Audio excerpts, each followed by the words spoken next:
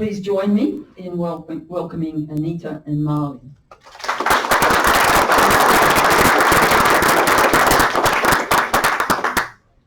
Hello everyone, and thank you for that.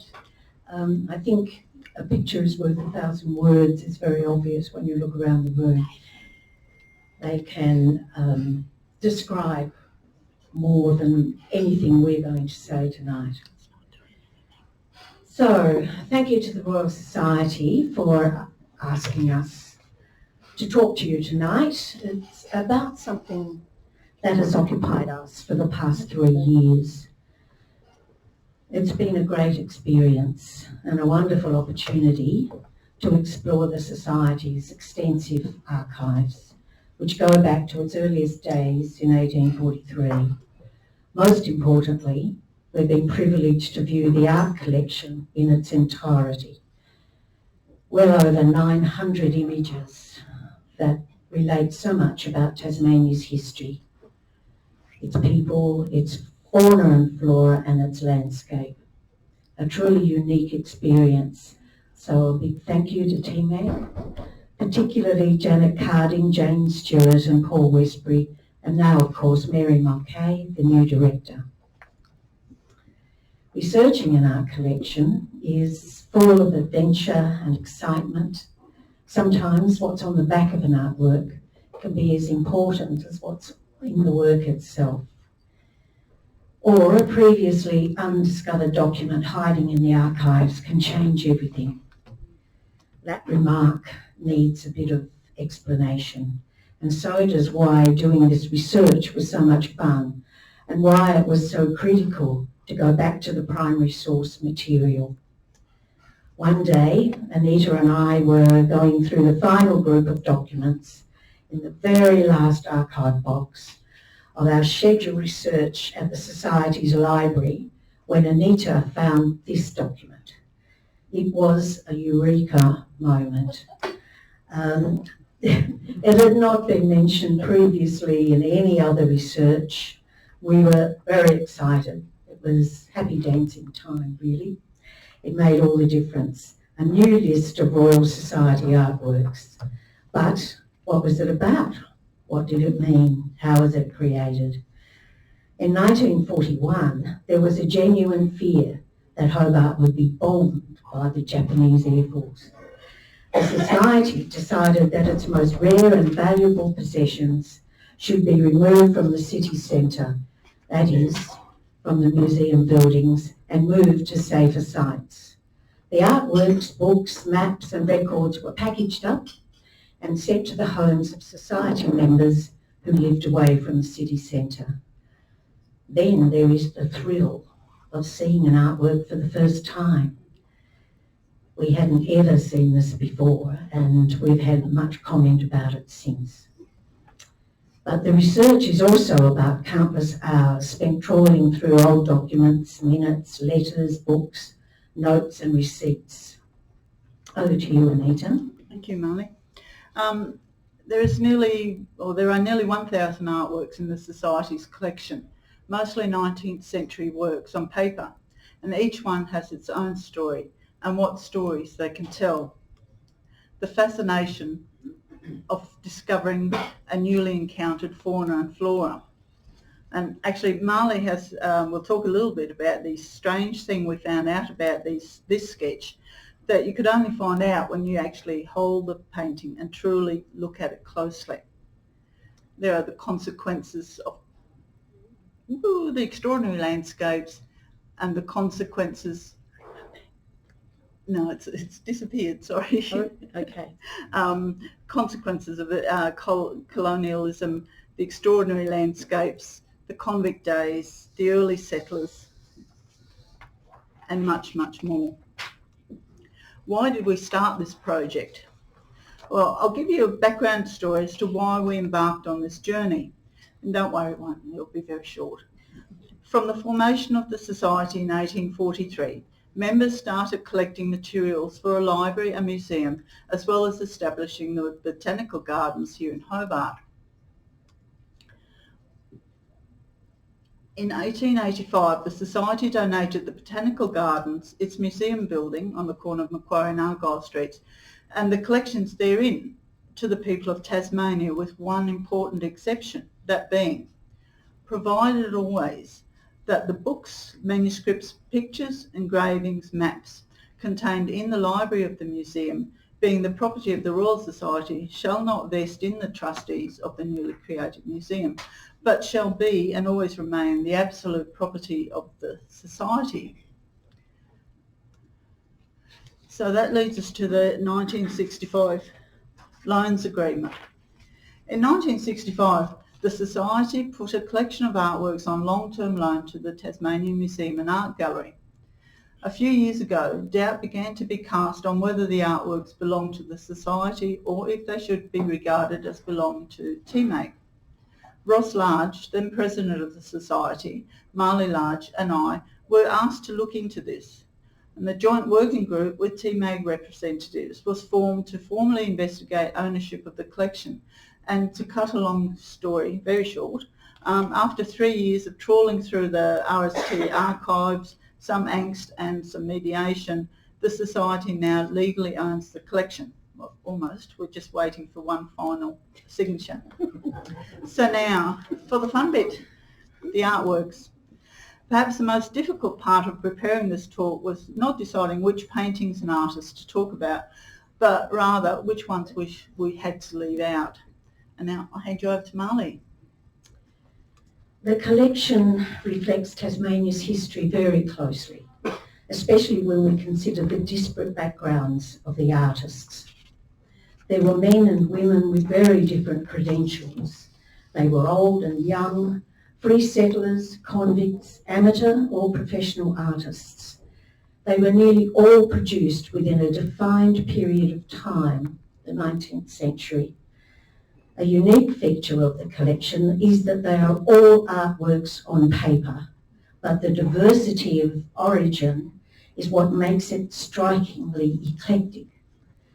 With only a few exceptions, the vast majority of the images you'll see tonight were completed in the 19th century, and they present a very clear message about the history of Van Diemen's Land, or Truita, Tasmania.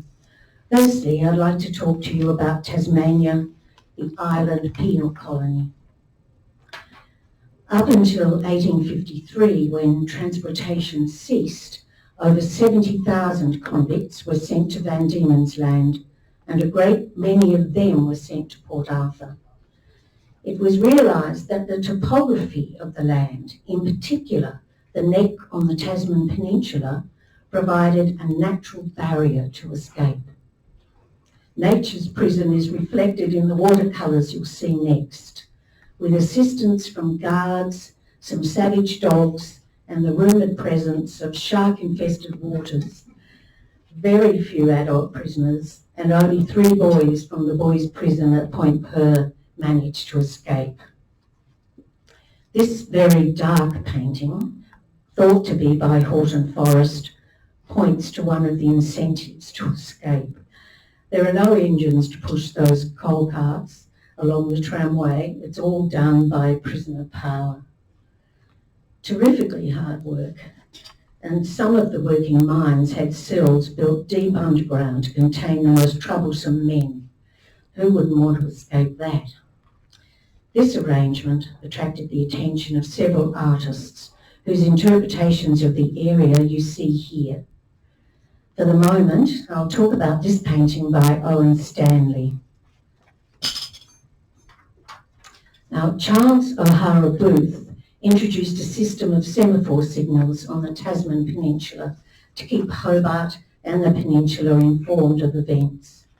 It's featured in this watercolour by Owen Stanley, set on a rise for better viewing by the next signal station along the route. Stanley's is the only one that prominently features the semaphore signalling post. Now, I put that down to his naval background, where signalling from ship to ship or ship to shore was a major function in naval training. You can see that the prisoners' situation was really a prison within a prison. They were surrounded by water and natural formations adding to the man-made bricks and bars for their confinement. All these barriers were directed to the single purpose of containing the prisoners in both mind and body. Stanley has captured the circumstances with all the deterrents, with the exception of the savage dogs, and Anita will talk to you about those now. The Society has in its collection 4 works which show the dog line guarding Eaglehawk Neck during the Convict era, which, although of the same topic, drawn by different artists and from quite different angles. It is very interesting to see how 3 artists approach the same subject in quite different styles. One by an unknown artist and of an unknown date shows the dogs chained in close formation, each with its own little kennel, and the other 3, 2 by Owen Stanley and 1 by Simpkinson de Weslow. There is a 7-year gap between the paintings by the last 2 artists, and you can see that little has changed, most likely because the system was so effective. Both these men were naval officers who had been trained to paint in the Naval Academy. Both also had ties to Sir John Franklin, and de Weslow with Lady Jane Franklin in particular. Owen Stanley had served with Franklin on board the HMS Rainbow in 1831, and the 2 had remained friends. In 1841, when Franklin was Lieutenant Governor, and the 2 met again when Stanley, and as captain of HMS Britomart, came to Van Diemen's Land. While here, Stanley visited Port Arthur with Franklin, making a number of sketches of the trip, which are now in the Society's collection. 3 years later, Francis Simpkinson, who changed his name later in life to de Weslow, came to Tasmania when he was posted at the Magnetic Observation Station at the Main. He had hoped to meet up with his uncle Sir John Franklin. Lady Jane Franklin's sister was Francis's mother, but they missed each other as the Franklins were already heading back to England when de Weslow arrived. De Weslow remained in Tasmania until 1848. While here, he became friends with the artist John Skinner Prout, and together they travelled widely throughout Tasmania on painting excursions. I'll talk a bit more about Prout later. It is interesting to note that de Weslow had also served with Franklin on HMS Rainbow, and he was there at the same time as Owen Stanley. It really is a small world. So how did the Owen Stanley and the Simpkinson de Weslow paintings come to be in the Society's art collection? When Federation was looming in 1901, the Royal Society's members feared Tasmania's unique identity would be lost, so they embarked on a project to collect material of historical and cultural significance. This is a very remarkable, forward-looking concept and shows why the art collection is so important now. Simpkinson de Weslow was contacted and agreed to send a folio of about 200 watercolour sketches he had made while he was stationed here. Owen Stanley's sister-in-law donated the album of watercolour sketches made by Stanley that are in the collection. Her husband had been the private secretary of Lieutenant Governor Denison during his stay in Tasmania. And now over to Marley. The female factory is situated at the address of 16 de Graves Street, South Hobart. Just remember the named graves. This work by John Skinner Prout is looking from a height from Proctor's Road Quarry to the low ground at the foot of Mount Wellington. The other watercolour is by Simpkinson de Weslow and painted from farther back, but somehow with a wider view. You'll notice both artists managed to include part of the quarry face to increase the notion of a valley enclosing the prison, just as the topography at the neck discussed earlier was used to enclose the male prisoners. I'm sorry, I've just lost myself. Here we go. You may think that in contrast to the dismal conditions of Port Arthur, the women were fortunate to be close to the town. It was called the Cascades Female Factory, but it was a prison. Half rations were one punishment. If that didn't work, the women were given bread and water and confined in dark isolation cells, sometimes for weeks. What draws me to this painting is that it's against the backdrop of Mount Wellington, which features in so many of the artworks. When Anita and I were viewing the paintings, we talked to each other that at the first opportunity, we'd have a huge exhibition featuring this fabulous lump of Dollara. The majesty of Mount Wellington attracts the attention first in this painting, and it's not until later that the buildings become the focus, because for me, in this work, the female factory takes second place to the natural beauty of its situation. Or perhaps once again, the artist has aligned the external topography to juxtapose the all-encompassing natural but steep surroundings of the mountain and the hills, with the internal walls and bars confining the prisoners. Anita. Thank you. The Society has 75 sketches and lithographs by John Skinner Prout in its collection. Prout was born in 1805 in England, and he was the nephew of the artist Samuel Prout, whose drawings of medieval architecture were so much admired by John Ruskin. Prout acquired some knowledge of lithography while in England, and this became important later when he came to Australia.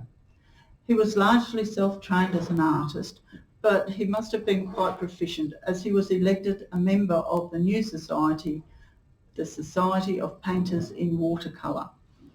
He sailed on the Royal Sovereign with his wife and 7 children for Sydney. The family arrived in 1840. Prout had brought a little lithographic press with him and set about publishing his sketches in Sydney in a volume titled Sydney Illustrated. After four years in New South Wales, Prout visited Van Diemen's Land in January 1844, and much impressed, he went back to Sydney for his family, arriving back in Hobart Town in April of the same year.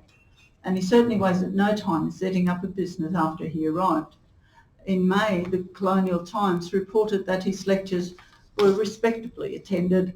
He sketches rapidly with his brush and explains as he proceeds, showing the effects of light and shadow and the great advantage it is to the artist in having a mind capable of chaste and correct composition.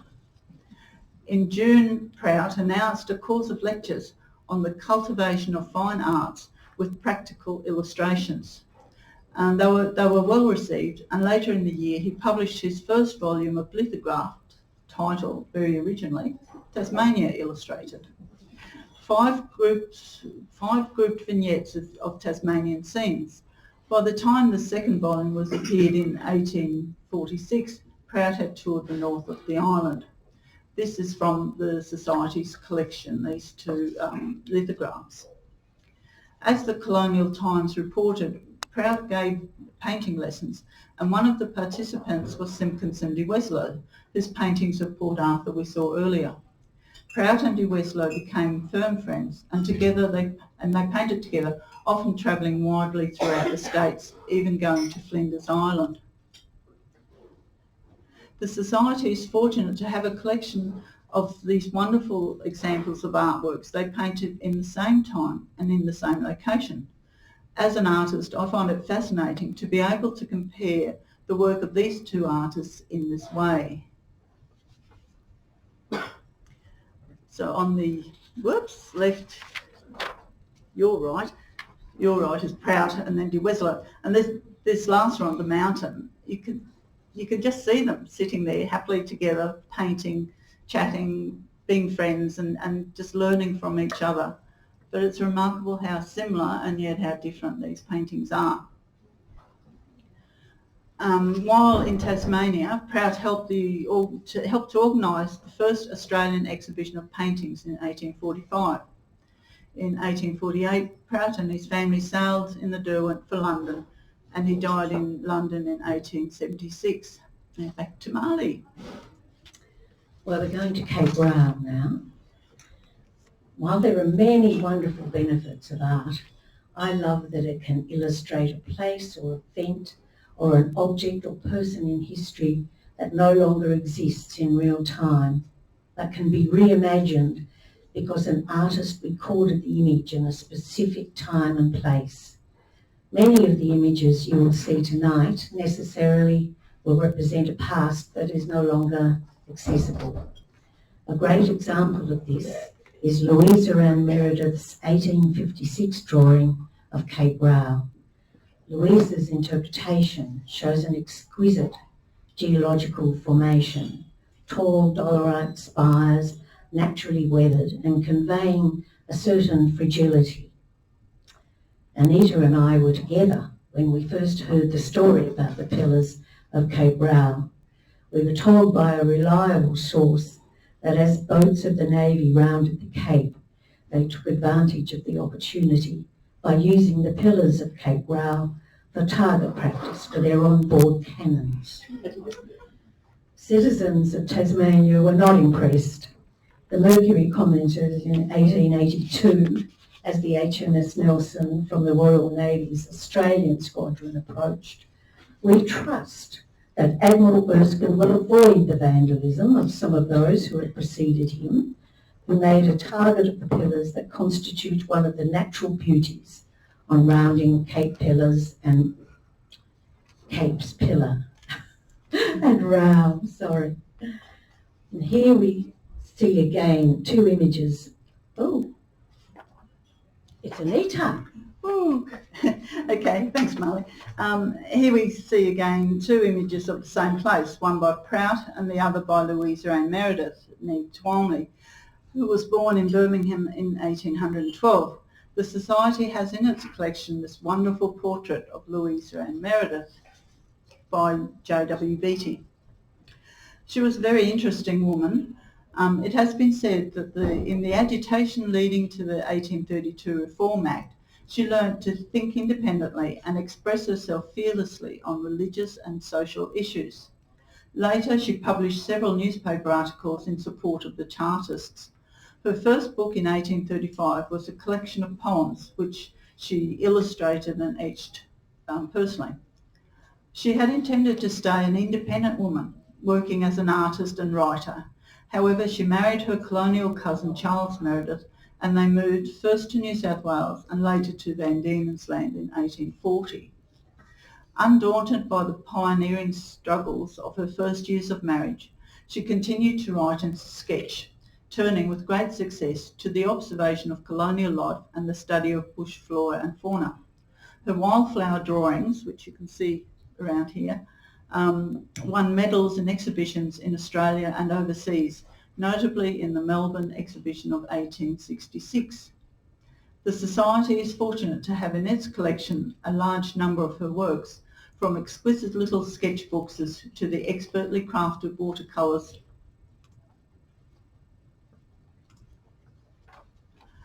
for her book, Some of My Bush Friends in Tasmania. In her books, she was most successful as a shrewd and cultivated observer of colonial life. Her descriptions, particularly those of domestic conditions and the natural environment, were praised by many contemporaries as among the most reliable and practical, and remain a valuable source for social historians. Louisa was an active member of the Society and presented a number of sketches to the Society, and the Tasmanian government granted her a pension of £100 in 1884 for distinguished literary and artistic services to the colony.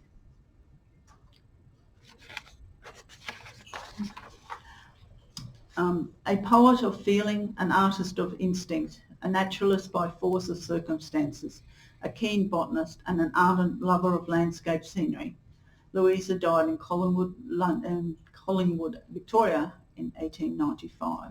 And back to Marley. I'd like to talk for a little while about the built environment.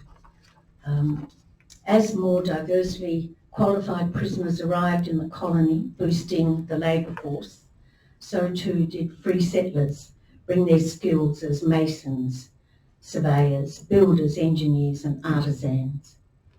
Augustus Prinsep was one such artist. Augustus was a young man, 27 years of age. He was on a journey from Calcutta after developing consumption while working there. He was looking for relief for his condition and he found it for 6 months in Tasmania. He took up residence in Newtown and spent much of his time travelling around Tasmania. He captured the magic of the Derwent in this lithograph, created by his brother after Augusta's death, shortly after leaving Tasmania. So he died when he was 27, poor young man. We're showing the triptych here as one artistic work, and you'll see it enlarged at the back of the room if you'd like to have a closer look. It was called Panoramic View of Hobarton, and you can see the rest of that over there. It is rich in detail. The major building you see is Old Government House, which stood roughly where Franklin Square is today. I recommend you look at it closely later this evening. It's fascinating. Augustus wrote in a letter to a friend in India, "I dare say you've never dreamt of Van Diemen's Land being anything other than a kind of wilderness, an appropriate insular prison for the vagabonds who were sent to it. You've never supposed that it has a beautiful harbour, a fine metropolis with towns, streets, shops and pretty shopkeepers." He was only 27, don't forget. "This view from the harbour would make the most beautiful panorama in the world, were a painter to give the deep brown and purple tints to the foliage which clothes these hills." So he was obviously impressed. Towns and small settlements began to grow, and some landmark structures that still exist began to appear. Thomas Evans Chapman has captured a figure, a servant girl running an errand down Campbell Street to the wharf area, past what is now a treasured building in the Hobart landscape. You may not recognise it, but this is listed in the title as being the Theatre Royal. I have a few doubts about that, and I suspect it may be the Theatre Royal Hotel. I will continue with research to confirm it. Peter Graves, you remember his name from the Female Factory Street, was the last man standing in this particular investment syndicate who built the theatre, and you'll see later that in addition to this, Hobart has much to be grateful to Peter de Graves for. Now, looking at Hobart from the other side of the scene by John Skinner Prout, we can see in the foreground of this detailed painting the new wharf. To give some perspective, Campbell Street is coming down to the right of the main mast there, where we saw the servant girl walking down a short time ago. The additional arrivals that came not only added to the skill pool, they created a need for planning and construction of public and private buildings. Our Lord Mayor would know plenty about that. And also services and expansion of the city. Demand emerged for roads and improvements in our maritime services that were and still are so important to Tasmania's development. We see here that as the population grows and there is more diversity in the skill base, the built environment is changing the pace. Trade is increasing and the maritime environment is expanding and diversifying.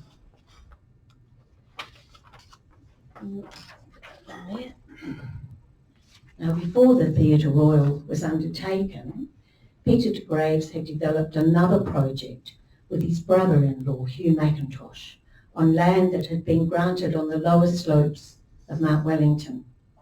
We see it here in a painting of de Graves' Mill by Simpkinson de Wesselo. The building housed a brewery, no prizes for guessing which one, a flour mill, one of his 2 sawmills and a bakery.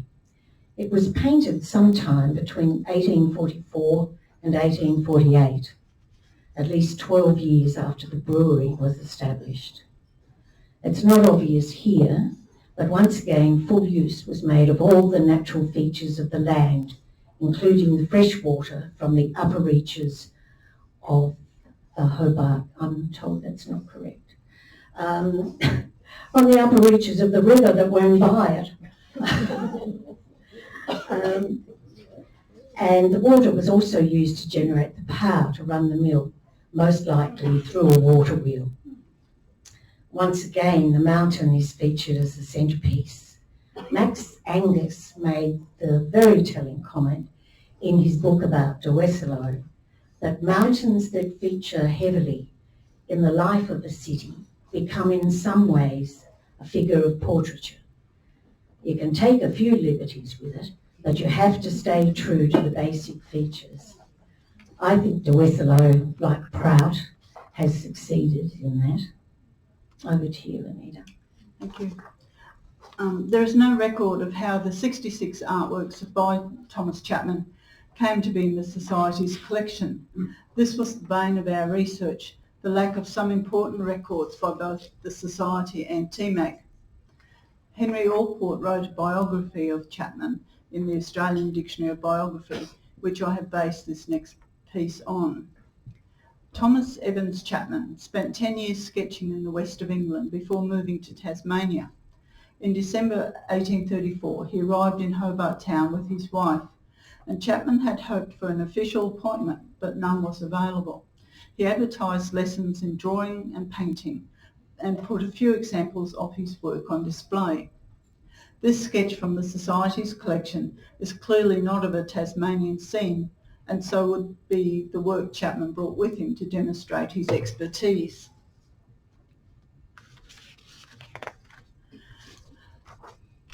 By the next month, he was receiving a good income from his pupils, but he had to do the occasional clerical work for the Board of Assignments to increase his income. In 1839, a panoramic view of the Hobart town by Chapman was bought by James Thomas, the architect, for publication in England.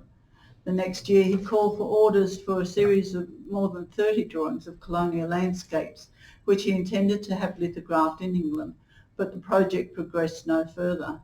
At the time, when subscriptions for Dr. Bain's sketches of Van Diemen's Land and the neighbouring colonies were called for, Chapman's illustrations in the style of Stanford's views of German rivers was received favourably in the press comments, but the book was never published. I suspect that some of the images in the Society's collection may come from these works. Some of them are certainly drawn in a style that would easily lend themselves to being converted to a lithograph. In 1841, he applied for a clerkship in the office of the Principal Superintendent of Convicts and was appointed as a third-class clerk. His appointment as a drawing master to the class of landscape drawing in the Mechanics Institute in 1846 brought him fees of £1 per pupil, a quarter of the supplement fees of £1 a pupil per quarter to supplement his government salary. A man of intellectual interests, he fostered a love of good literature among his students, with whom he would enjoy literary discussions. Chapman was one of the best of Van Diemen's Land's early artists and attracted the attention of the diarist George Boyles. The Society also has a number of Boyles' paintings in its collection. And Boyles praised the technical finish of his drawings. His draftsmanship was extremely good, and his works in watercolour show clean and bright and with a good appreciation of colour values.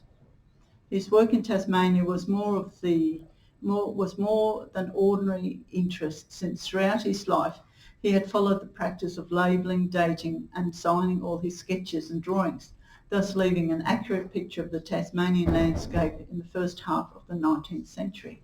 Marley. The collection provides plenty of reminders that the church was a very strong presence in early Tasmania.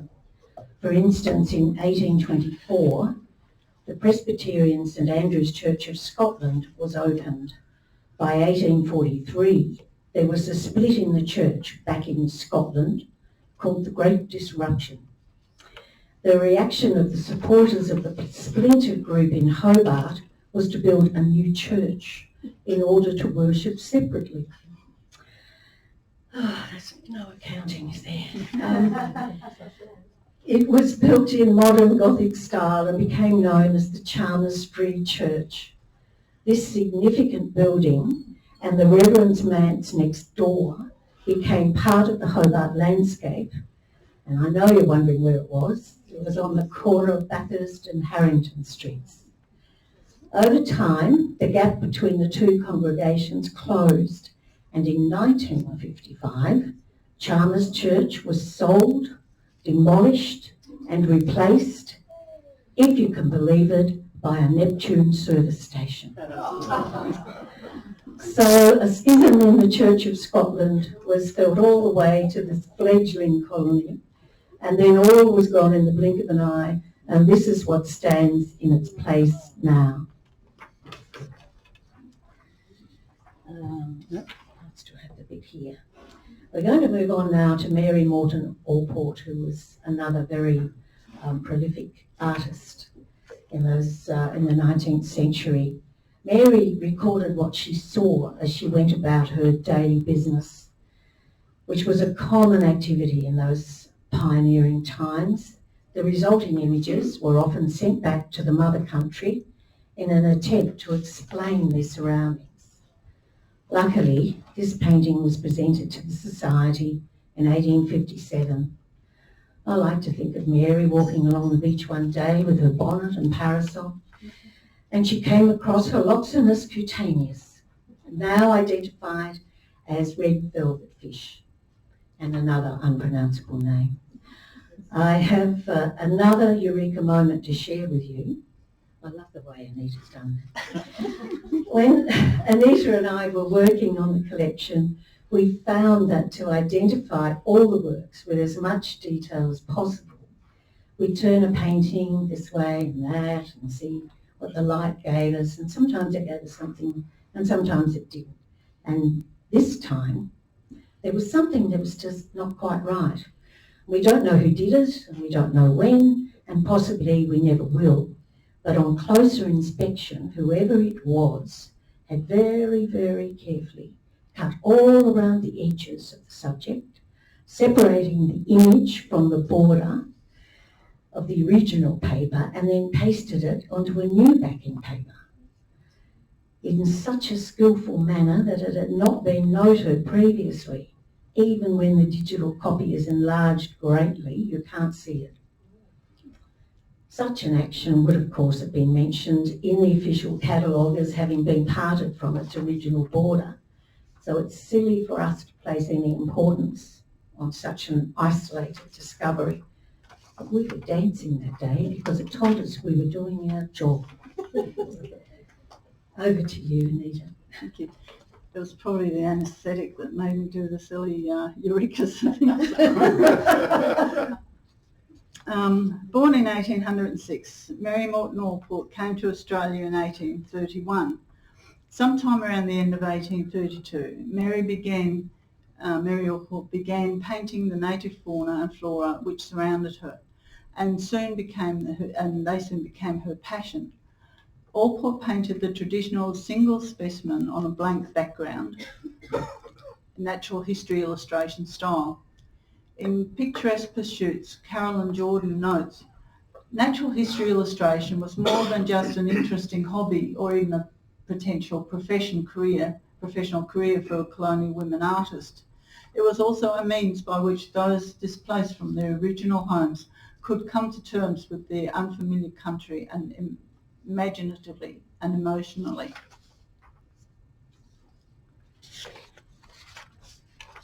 In 1861, her work was recognised by the Royal Society of Tasmania when they accepted a coloured drawing of the coral fish for their collection. Later, in 1864, a well-executed watercolour drawing by Mrs. Alport of a fish of the same genus, Clinus, was exhibited by the Society. The Alport Library and Museum of Fine Arts has a large collection of her works. Marley. We're moving out of the 19th century now, and we've come into the 20th century with Kenneth Jack, who's the artist here. The government architect John Lee Archer designed this engineer's building.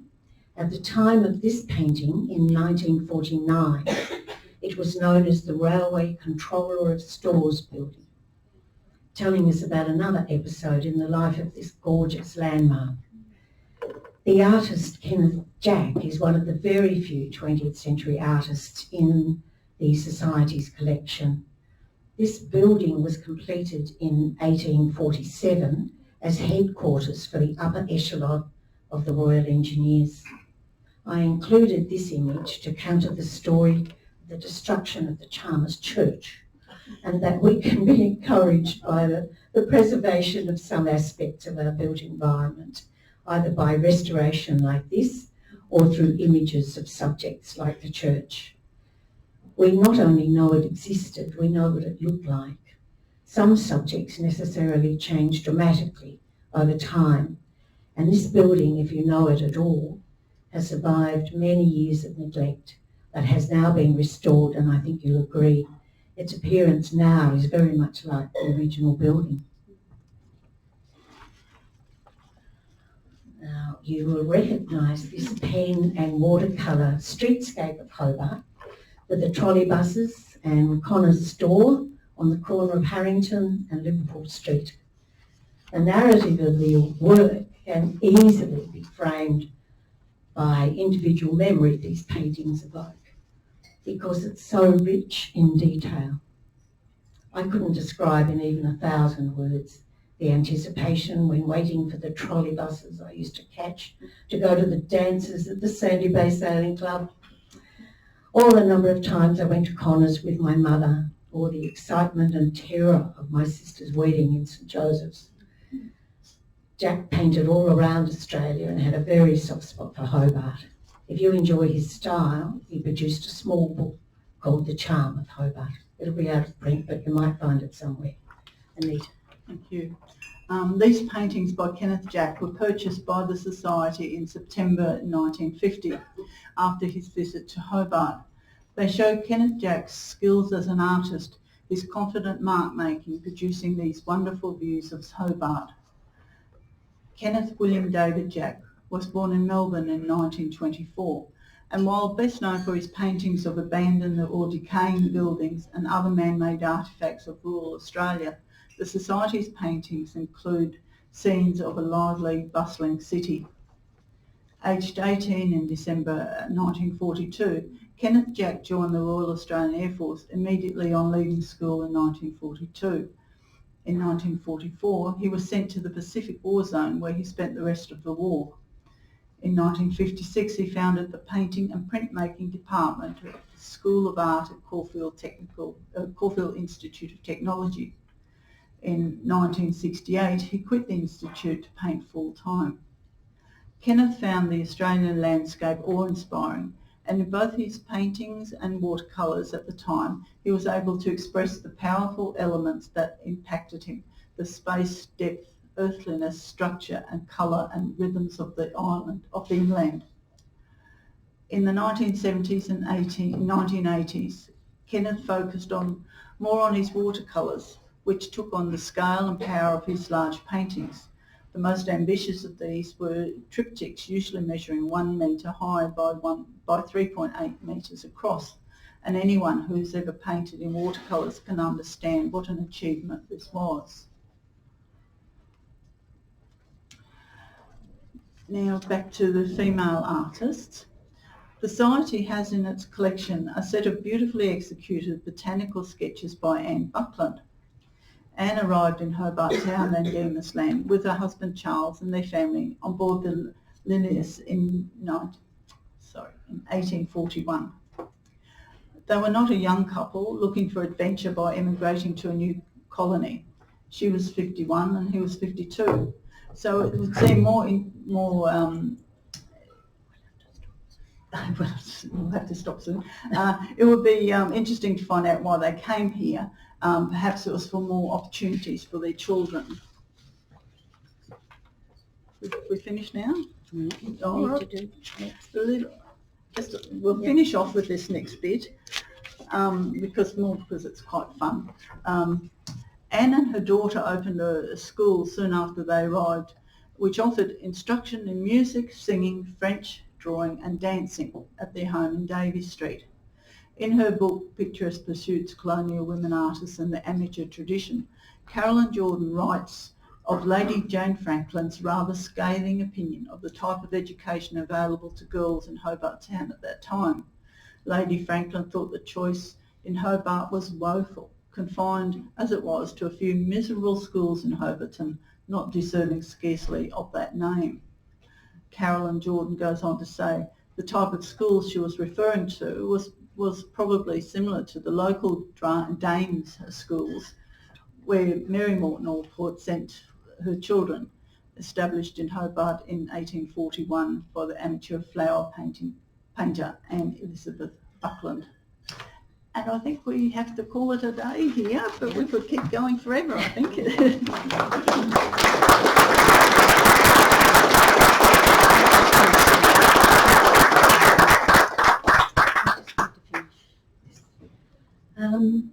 Just a few more words.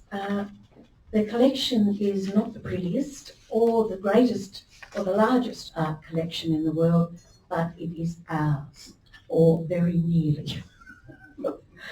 Uniquely, nearly every work in it relates the history of Tasmania and all its people. We've only been able to show you a fraction of it tonight. Its stories express how we came to be here and our approach to establish a different way of living from some very dark and unpromising beginnings. Caring for this collection is a great responsibility. There's much work to be done to restore and conserve it.